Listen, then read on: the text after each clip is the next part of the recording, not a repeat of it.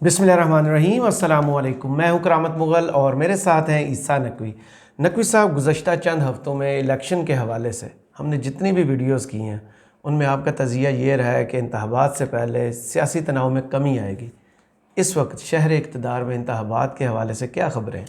देखिए करामत मुग़ल साहब, प्रैक्टिकली जब हम बात कर रहे हैं 9 नवंबर को, तो इसका मतलब यह है कि 90 दिन के बाद पाकिस्तान में इलेक्शंस होने हैं 8 फरवरी को। सही। शेड्यूल आया है, नहीं आया, 30 तारीख को आएगा नवंबर की, 1 दिसंबर को आएगा, जिस वक्त भी आता है शेड्यूल इलेक्शन के लिए, हम प्रैक्टिकली उस दिन से इलेक्शन के प्रोसेस में, इंतखाबी जो इलेक्शनियरिंग का प्रोसेस है उसमें दाखिल हो गए जिस दिन ऐलान हो गया कि 8 फरवरी को इलेक्शंस होने हैं। तो जाहिर है कि अब उस इलेक्शन के लिए फ़ज़ा बननी है। इस तमाम वक्त के दौरान कैंपेन होनी है, किसको कैंपेन की इजाज़त मिलती है, किसको नहीं, ये फ़ैसले होने हैं। और मुमकिना तौर पर कोई बातचीत अगर होनी है तो वो भी इसी वक्त के दौरान होनी है। सही। तो बड़ा हैपनिंग टाइम है। लेकिन गुज़श्ता 24 से 48 घंटों में 3 बड़ी डेवलपमेंट्स हुई हैं, उन पर हम इस वीडियो में बात करेंगे। एक स्मोक स्क्रीन है जो क्रिएट की गई है। शहर इक़्तिदार में बड़े फैसलों की गूंज है पाकिस्तान तहरीक इंसाफ के हवाले से। अच्छा।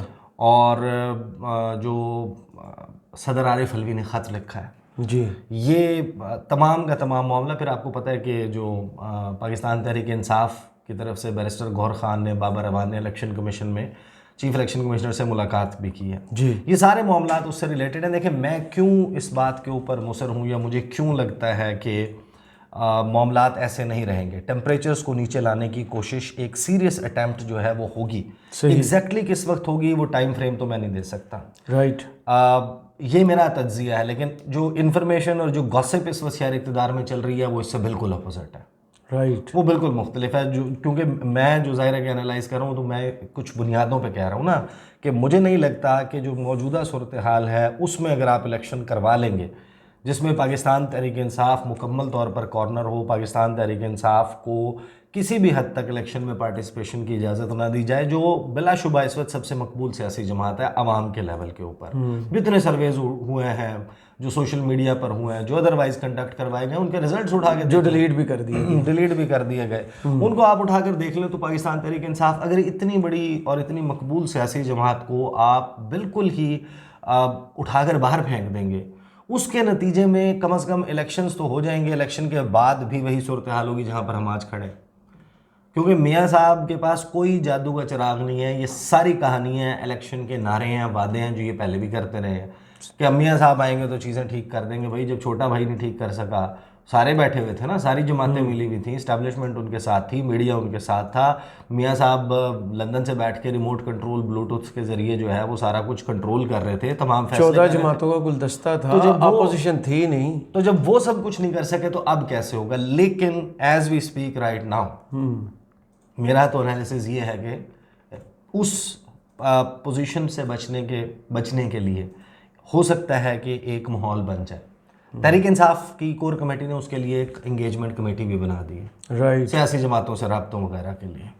लेकिन शहर इक़्तिदार में जो इस वक्त गॉसिप है वो ये है कि तहरीक इंसाफ के हवाले से जो फैसले हुए हैं, बड़े बड़े फैसले हो गए, और वो ये है कि तहरीक इंसाफ के लिए आने वाले जो दिन हैं वो मज़ीद सख्त होने जा रहे हैं। और जो उनकी, हमने डिस्कस किया था कि पैमरा का ऑर्डर आ गया है सुप्रीम कोर्ट में, जो गुफ्तगू हुई है उसके नतीजे में, और पैमरा ने ये कहा है कि तमाम सियासी जमातों की रिप्रेजेंटेशन जो है वो होनी चाहिए टॉक शोज़ में।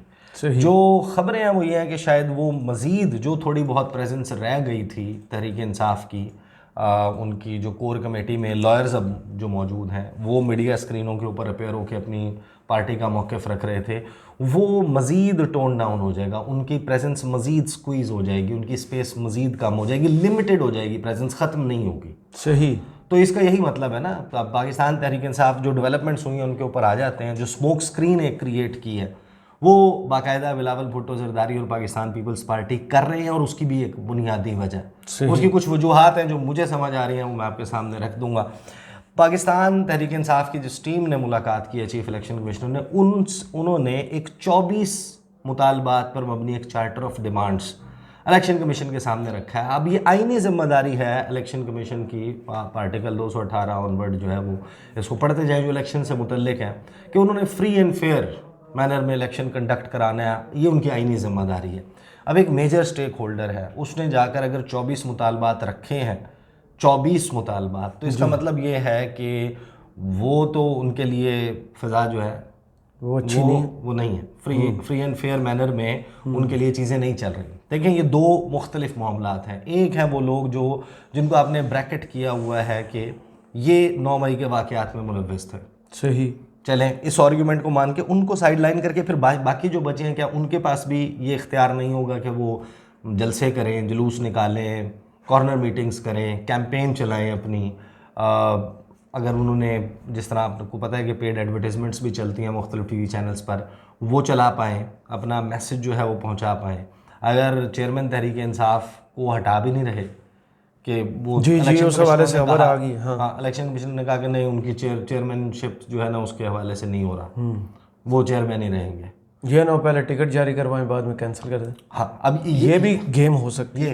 लेकिन अब वो जो उन्होंने मुतालबात सामने रखे हैं उस पे हाँ तो सब चीज़ों के ऊपर कर जी, कि हमारे झंडे बेचने की इजाज़त नहीं दी जा रही, जो प्रिंटिंग है बैनर्स की, प्लाकार्ड्स की, पोस्टर्स की, फ्लायर्स की, वो नहीं होने दी जा रही। तो वो उनको कह तो दिया गया है, लेकिन अब तो वो मरहला आ गया ना जहाँ पर ये प्रोसेस शुरू हो जाना चाहिए, और उसके लिए इजाज़त तलब करना तो नहीं है। उसके लिए तो राइट है, एक यूजुअल, उसके लिए तो हर सियासी जमात जैसे करती है वैसे होना चाहिए। दूसरा ये कि जो फैसला था कि आपने उनसे बल्ले का निशान वापस नहीं लिया, उनको वो उस फैसले को जारी नहीं किया गया। आज भी उन्होंने मुतालबे में किया है कि हमें निशान जारी किया जाए फ़ौरन। वो मुतालबा उन्होंने सामने रखा है, लेकिन उसके ऊपर भी अभी तक as we speak right now progress नहीं है। तो प्रैक्टिकली स्पीकिंग तहरीक इंसाफ को ऐसे ही लड़ना पड़ेगा। मैंने एक वीडियो की थी और मैंने कहा था कि हाथ पांव बांध के, ये पहले की थी जी जी, कि हाथ पांव बांध कर अखाड़े में फेंकने का मंसूबा तैयार, बिल्कुल वो खान साहब के हवाले से। तो वो बिल्कुल उसी तरीके से है। तो तहरीक इंसाफ के पास अब दो ऑप्शंस हैं जो हमें समझ आती है। एक ये कि वो इसके ऊपर अपना रोना धोना जारी रखें, नहीं इसके ऊपर चीखो पुकार करें, या फिर ठीक है यार हमने ऐसे ही लड़ना है, इन्हीं गिवन सर्कमस्टांसेस में हमने अपनी स्पेस बनानी है, whatever space we can make.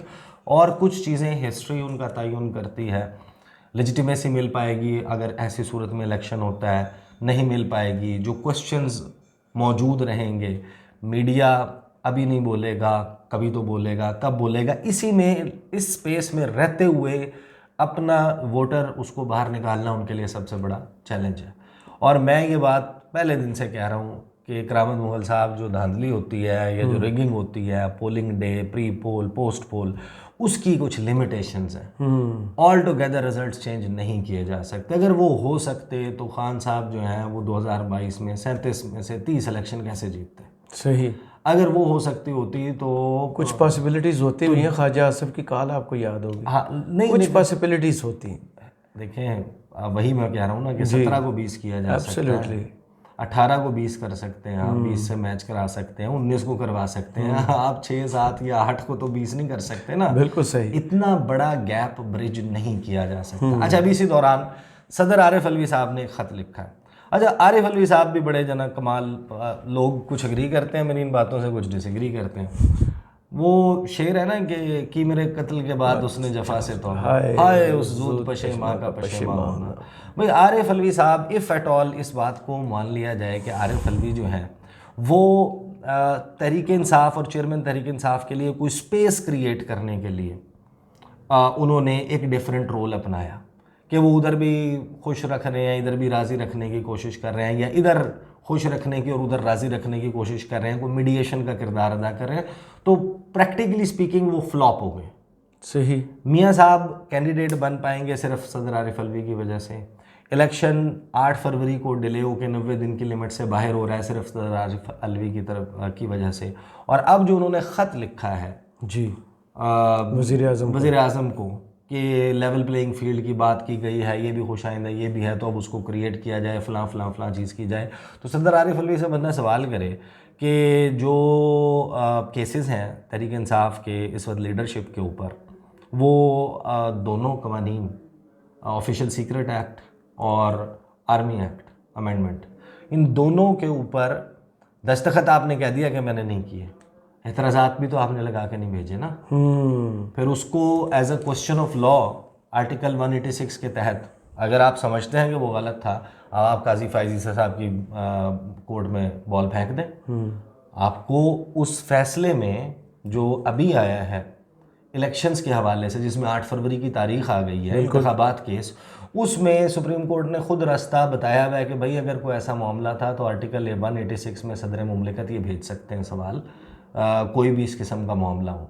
तो सदर मुमलिकत क्या अभी भी ये सवाल नहीं भेज सकते काजी फायज ईसा को कि मैंने इन पर दस्तखत नहीं किए थे, क्या ये कानून बन चुके हैं या नहीं बने, तशरीह कर दें। तो वो आप सुप्रीम कोर्ट से पूछवा लें। अब वो जो केसेस हैं वो तो सारे उन्हीं के ऊपर बने हुए हैं जो आपने बाद में माफ़ी मांग ली थी कि मैं उनसे जिनके खिलाफ अब ये केसेस चलेंगे तो उनसे मैं जो है वो माजरत खाऊं। तो ये इस तरीके से नहीं हुआ करते मामला। ये है मामला सदर आरिफ अलवी का। अब आ जाते हैं जो बड़ा इंटरेस्टिंग काम हुआ और बहुत सारे लोग उसको ओवर रीड कर रहे हैं। अच्छा, बिलावल भुट्टो जरदारी साहब की मीडिया से जो गुफ्तगू है, वो उन्होंने जो मीडिया से गुफ्तगू की है ना, उसको बहुत ज़्यादा उसमें चीज़ें ढूंढने की कोशिश की जा रही है कि बिलावल ने जो है ना वो बड़ा कमाल कर दिया। बिलावल ने जो किया ना, देखें वो बहुत, that is a smoke screen. एक जो नज़र का धोखा क्रिएट करना होता है ना कि आपको नज़र कुछ आ रहा है और असल में कुछ और है। देखें बिलावल, ये जो सारी कहानी है ना, ये कैसे शुरू होती है। इनके दरमियान अभी शहबाज शरीफ वज़ीर आज़म थे, इख्तिलाफात की खबरें आने लगी। आपको याद है एक प्रेस कॉन्फ्रेंस की थी नदीम अफजल चंद ने और फैसल करीम कुंडी ने, जिसमें नदीम अफजल चंद का एक जुमला बड़ा मशहूर हुआ था कि तख्त लाहौर की लड़ाई है और उसमें हमारा भी हिस्सा है और हम अपना हिस्सा लेंगे। जी, बिलावल इस डेवलपमेंट के बाद, और अभी ये तहरीक इंसाफ में टूट फूट का मामला शुरू हुआ था, 9 मई के बाद की ये बात है। और आसिफ अली जरदारी झंडों, ढेर सारे झंडों का बक्सा भर के ना, पीपल्स पार्टी के झंडों का बक्सा भर के लाहौर पहुंच गए। लाहौर में उनकी उम्मीद ये थी कि तहरीक इंसाफ से लोग निकलेंगे, हम उन्हें और उनको हम झंडे पहनाएंगे और पंजाब में जो एक बड़ा खला है पीपल्स पार्टी के पास, उसको पुर करेंगे। और इसी तरह केपी में भी वो अपने सियासी घोंसले में इन परिंदों को, जिनकी पोस्टिंग ट्रांसफर्स हो रहे हैं, इनको जगह देंगे। सही। उनको मिली शटअप कॉल। उन्होंने वहाँ पर बाकायदा वो कोई बैनर्स लगा चुके थे लाहौर में, जो रातों रात उतरवा दिए गए। आसिफ अली जरदारी साहब दुबई के लिए जनाब रवाना हो गए, उनको जनाब वहाँ पर लिफ्ट नहीं मिली। और इस्तेहकाम पाकिस्तान पार्टी और परवेज़ खटक का जो ग्रुप है, ये दोनों फॉर्म हुए तहरीक इंसाफ के उड़ने वाले परिंदों के सियासी घोंसले के तौर पे। जहांगीर तरीन और इनका मामला क्रिएट हुआ। यानी कि उस वक्त तक आपकी मोड और टोन ये थी। उसके बाद क्या हुआ, आप फिर शीरो शक्कर हो गए। आपको किसी ने बिठा दिया, आपने कहा अंकल फ़लाँ फ़लाँ फ़लाँ, जनाब उनकी तारीफ़ें हो रही हैं, ये पीपल्स पार्टी, अपना नून लीग से ज़्यादा पीपल्स पार्टी के वज़ीर आज़म है शहबाज शरीफ, इनसे अच्छा वर्क एथिक किसी का नहीं है, कमर हमर दे दें, फ़लाँ हमें दे दें, इस तरह की बातें हो रही थी। हाँ, ये तो बाकायदा जिस तरह वो रिश्ता नहीं हो रहा होता, जी जी, वही लड़के वाले लड़की वाले, वो मामला चल रहे थे। फिर ये जनाब बैठ गए सारे जाके दुबई में। अब वो मुलाकातें हो रही हैं यूएई में, और वहाँ से हमें सिंगल नहीं, डबल नहीं, मोर देन 2 सोर्स का इंफॉर्मेशंस मिल रही हैं कि पीपल्स पार्टी और नून लीग आपस में, और मौलाना नाराज़ भी हो गए थे इस बात पे, उनका मुज़ाकरात का हिस्सा नहीं बनाया कि ये क्या चल रहा है, ये आपस में बंदर बांट कर रहे हैं। मैं कहाँ हूँ, मेरा हिस्सा कहाँ है, स्ट्रीट पावर मैं फराहम कर रहा था, जलसे में लोग महला रहा था, इक़्तिदार की बंदर बांट ये 2 कर रहे हैं। उस वक्त जो फॉर्मूलाज इनके डिस्कस हो रहे थे, पीपल्स पार्टी मांग रही थी सीटें, सीट एडजस्टमेंट कर रही थी नून लीग के साथ कि पंजाब में हमें एक्स नंबर ऑफ सीट्स दे दें। राइट। क्योंकि देखें, और फिर क्या तय हो रहा था कि जो जीतेगा, जो सिंगल लार्जेस्ट पार्टी इनमें से बनेगा, वो वजारत उज़्मा का कैंडिडेट उसका होगा, जो सेकंड पे आएगा उसके पास होगी सदारत, प्रेसिडेंट उसको दे देंगे, और उसके बाद तीसरे चौथे नंबर पे इसी तरह ओहदे डिस्ट्रीब्यूट होंगे। किसी को चेयरमैन सेनेट बना देंगे, किसी को कौमी असम्बली का स्पीकर बना देंगे, फिर deputy speaker, deputy chairman senate, और ये ओहदे इस तरीके से बटेंगे कि उनके तो ये बंदर बांट चल रही है। फजलुर रहमान साहब का फिर ख्वाब अधूरा रह जाएगा, वो सदर मुल्कत बनना चाहते हैं। हाँ, उनको सेकंड लार्जेस्ट पार्टी बनना पड़ेगा। अच्छा, ये सारी कहानी होने के बाद अब ये स्मोक स्क्रीन जनाब बिलावल ने जो वहाँ पर गुफ्तगू फरमाई है, देखिए बहुत सारे लोग समझ रहे हैं कि वो जो सिलेक्शन कमेटी की बात की है ना कि हमारा राब्ता जो है वो अवाम के साथ और नून लीग का राब्ता जो है वो सिलेक्शन कमेटी के साथ, वो जोक ही था, वो जवाब था। देखिए, ताना बिलावल को मिला था कि सिलेक्शन कमेटी के साथ इनका राब्ता है जी, और वो सवाल में जब किया गया तो शॉर्ट जो चल रहा है, जो उनकी गुफ्तगू का हिस्सा चल रहा है, वो उनका जवाब चल रहा है सिर्फ, जैसे बिलावल ने कोई एंटी एस्टेब्लिशमेंट पॉलिटिक्स स्टार्ट कर दिया। नहीं, ऐसा कुछ भी नहीं है। क्या हुआ फिर? देखिए, ये जो कहानी है यहाँ पर सब अपनी गुंजाइशें बनाने की कोशिश कर रहे हैं। बिलावल भुट्टो कह रहे हैं कि हमारा इत्तेहाद था नून लीग के साथ जब तक उनका वोट को इज्जत दो का बयानिया था। अब क्योंकि उन्होंने वो बयानिया छोड़ दिया तो अब हमारा इत्तेहाद खत्म हो गया। तो जो 11 अप्रैल को हुकूमत बनेगी वो नहीं, ऐसी कोई बात नहीं है। नहीं, वो वोट को इज्जत ऊपर तो नहीं बनी थी। नहीं, वो तो अब ये उन्होंने वही तो कह रहा हूँ ना कि वो पूरे उसकी कहानी क्रिएट कर रहे हैं, लेकिन कहानी देखिए स्क्रिप्ट कच्चा है। सही, स्क्रिप्ट कच्चा है, लोग पक्के हैं अब दिमाग वाले। स्क्रिप्ट कच्चा ऐसे है कि बिलावल जो कह रहे हैं, दो तीन बातें उन्होंने चौड़वी गल्ला, जी जी, एक सिलेक्शन कमेटी वाली उस पर हमने बात कर ली। एक उन्होंने कहा कि जनाब उन्होंने नून लीग ने वोट को इज्जत दो का बयानिया छोड़ दिया। अब वोट को इज्जत दो का बयानिया बाद में शहबाज शरीफ ने उसकी कहानी कुछ और बना दी कि वोट को इज्जत दो का असल मतलब ये है, लेकिन वोट को इज्जत दो का मतलब ये था जो नून लीग का बयानिया था। वो गाने भी लगते थे, अब तो गाने भी उन्होंने अपने चेंज कर दिए हैं। नविया केस्ट आ गई। हाँ, नारे इशारे ये वो सब कुछ। नून लीग तो बिल्कुल ही जिसे कहते हैं वो ना बाकायदा वोट को इज्जत दो ना एहतसाब, अब तो कुछ भी नहीं कहते। 1988 ऑनवर्ड वाली नून लीग बन चुकी है, जो उस वक्त जो ज़ियाउल हक IGI था, वाली, वो उस वक्त वाली जो है ना वो नून लीग हो चुकी है। नून लीग जो है वो ये कहती थी कि वोट अवाम किसी को देती है, वो वोट इस्टेब्लिशमेंट चोरी करती है, इस्टेब्लिशमेंट अपने पपेट्स को इंस्टॉल करती है, और ये तौहीन है अवाम के वोट की। वोट की तौहीन ना करो, वोट को इज्जत दो, ये था बयान। जी बिल्कुल। बिलावल साहब ये बताएं कि वो जो कहानी सुना रहे हैं क्या वो एंटी इस्टेब्लिशमेंट पॉलिटिक्स कर रहे हैं? नहीं, वो भी चरणों में जगह ढूंढ रहे हैं भाई। उनका मसला ये है कि उनकी राजधानी पर हमला हुआ है।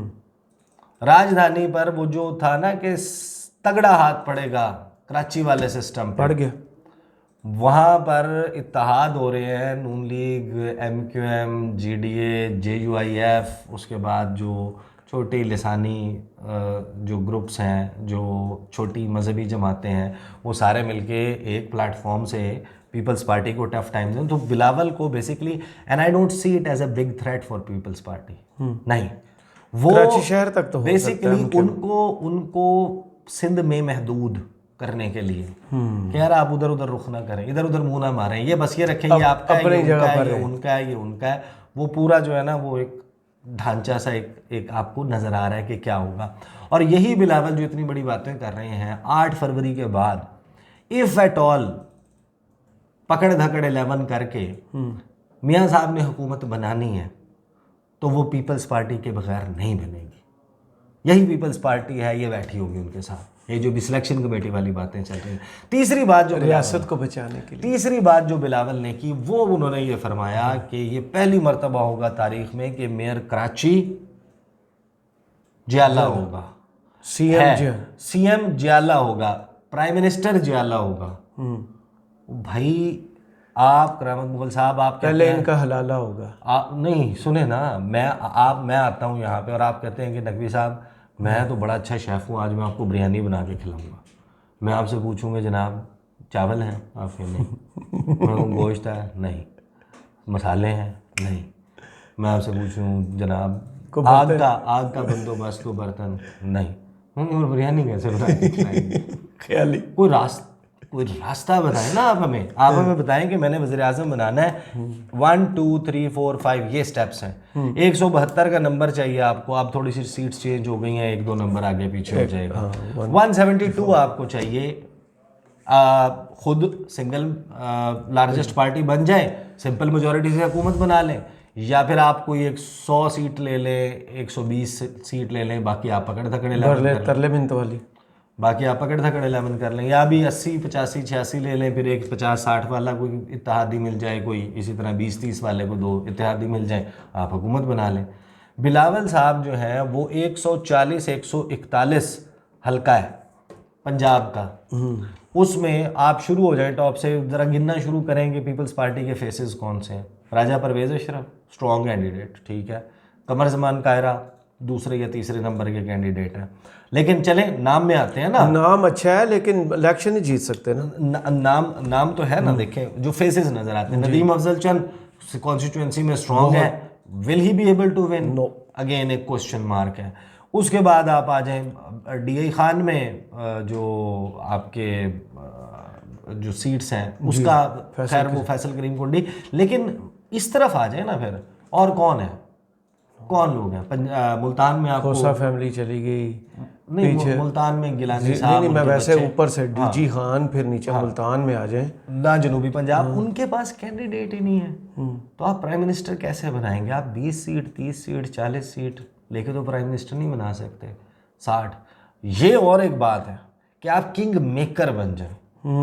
आप इतनी नंबर ऑफ सीट्स ले लें, सिंध से कुछ, बलूचिस्तान से आपको कोई थोड़ा बहुत वो मिल जाए, कोई एक आधा, आप मालाकंड डिवीज़न में आप थोड़ा बहुत स्ट्रॉन्ग है, वहाँ पर कोई आपकी सीट एक आधी 2 3 निकल आए KP में, या इधर फिर आप फुल फ्लेजेड आप अपना कैंपेन भी शुरू करें।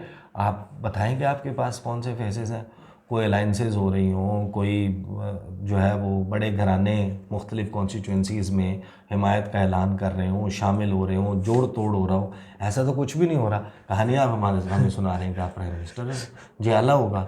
अब या तो नवाज शरीफ साहब जो है वो जियाले बनेंगे, वो जियाले का स्टिकर लगा लें as we speak right now. Karam Mughal साहब, मैं आपको बता रहा हूँ कि इस वक्त ये सब जो पूरी कहानी है ना, ये सब एक थाली के चट्टे बैठे हैं। Absolutely, no doubt. जिस तरह वो देखें, ये है जिस तरह आप मिसाल के तौर पे ये भी कह सकते हैं कि ये मुस्लिम लीग नवाज या नून लीग जरदारी विंग है।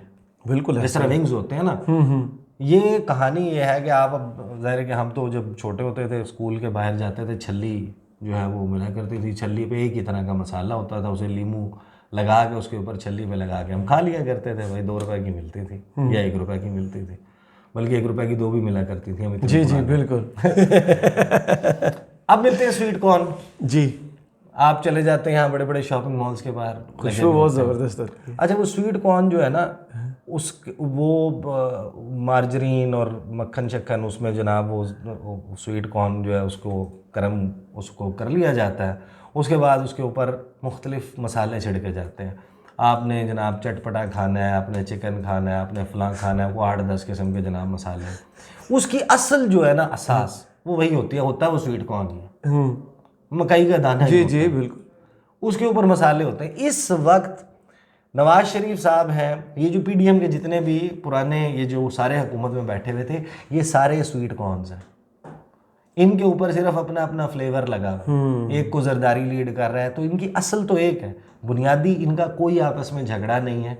ये सिर्फ इंतखाबी नारे हैं, कहानी है। इलेक्शन हो जाएगा इक़्तिदार के लिए, ये फिर जनाब दोबारा अभी दस्तों गिरबान नजर आते हैं। 2 दिन पहले वो स्टोरी की थी, नवाज शरीफ और जरदारी में मुलाकात, रियासत बचाने पर इत्तफाक होगा। तो बस पैरेलल वर्ल्ड में वो चल रहा है। But as we speak right now, जहाँ तक तहरीक इंसाफ का ताल्लुक है, जो इन सब के खिलाफ जनाब सरफरा होना चाहती है, उसको जो मामलात हैं उसके लिए वो बेहतरी कोई नहीं होने जा रही। चलें, बहुत शुक्रिया ईसा नकवी, आपके तज़िये का कमेंट्स बॉक्स में ज़रूर बताइएगा। ये वीडियो आपको कैसी लगी। इजाज़त दीजिए, अल्लाह हाफ़िज़।